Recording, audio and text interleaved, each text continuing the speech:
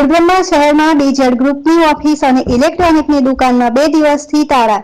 આ કહેવત સાચી પડી, લોભિયા હોય ત્યાં ધુતારા ભૂખ્યા ના મળે। ખેડબ્રહ્મા શહેરમાં ઉંડવા વિસ્તારમાં આવેલ બીજેડ ગ્રુપની ઓફિસે પણ 2 દિવસથી તાળા જોવા મળી રહ્યા છે અને સિવિલ રોડ ઉપર આવેલ તારીખ 21ના દિવસે ઉદ્ઘાટન કરેલ બીજેડ ગ્રુપનું ઇલેક્ટ્રોનિક શોરૂમનો પણ 2 દિવસથી તાળા દેખાઈ રહ્યા છે। તો શું ખેડબ્રહ્મા શહેર અને તાલુકાના શિક્ષકો તથા નિવૃત્ત કર્મચારીઓના કેટલા પૈસા રોકાઈ રહ્યા હશે તે લોકમુખે ચર્ચાનો વિષય બન્યો છે।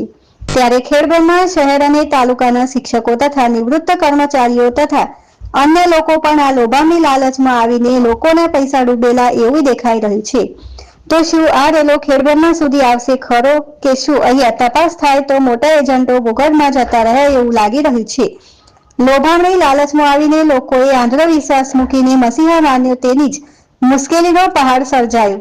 તો જોવાનું રહ્યું કે ખેડબ્રહ્મામાં આ લોકોના ડૂબેલા પૈસા પાછા મળશે કે નહીં, આ લોકો ઉપર કાયદેસરની કાર્યવાહી થશે કે નહીં તે જોવાનું રહ્યું।